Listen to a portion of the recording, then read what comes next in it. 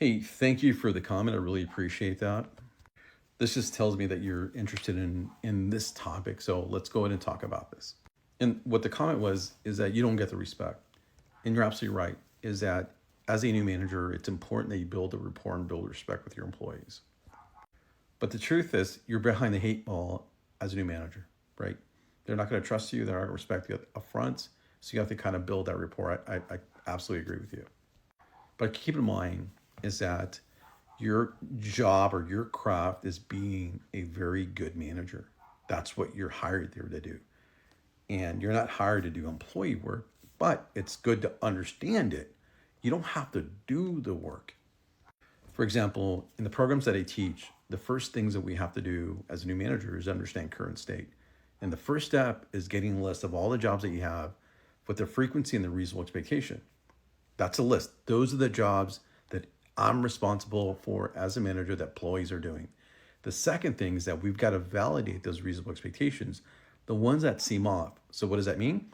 As a manager, I've got to go follow someone for several hours to observe the work.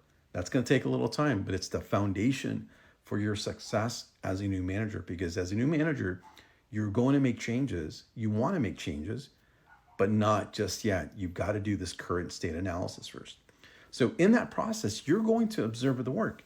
For example, I did observations just this last week and the previous week, and I observed the work. Now, I don't need to know the technical side of it. I don't need to actually pick up a screwdriver or whatever it is that they're doing and actually do the work to understand it. What I need to understand is, hey, how long should this take you? You're the expert in this. I'm just kind of curious, how long should this take you? Oh, it should take me an hour. And you're like, okay, let's take an hour.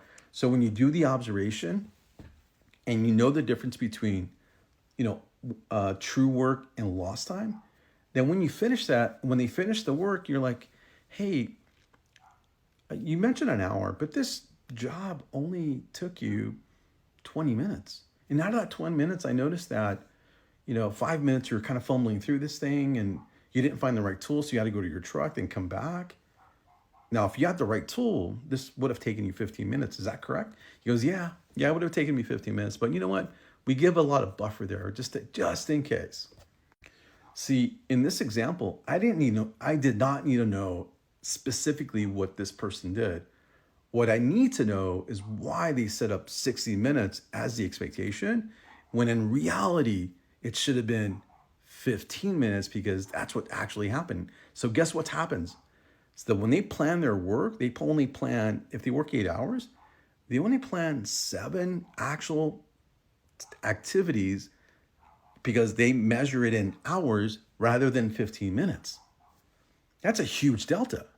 So the key thing is, if you want to gain respect, and absolutely, then it's a matter of saying, hey, I want to understand what happened with 60 minutes and it's 15 minutes.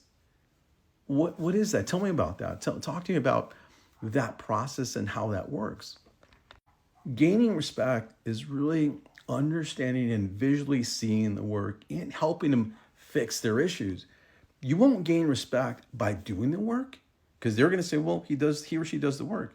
What you're going to gain the respect in is fixing their issues that cause them frustration every single day. For example, if they're missing tools and they're frustrated about missing tools, guess what? You saw that, you fix it. The second thing's like they don't get training. Guess what? You see that because they're fumbling through these things and they don't really know. You facilitate training, you fix that. You go, these observations will help you identify the bigger issues that they're struggling with, because they don't need to know that you know how to do the work. What they need to know is that you're helping them fix the issues. And the only way you can do that truly is understanding the reasonable expectation and doing observations to put eyes on what they're doing so you can validate what they're saying.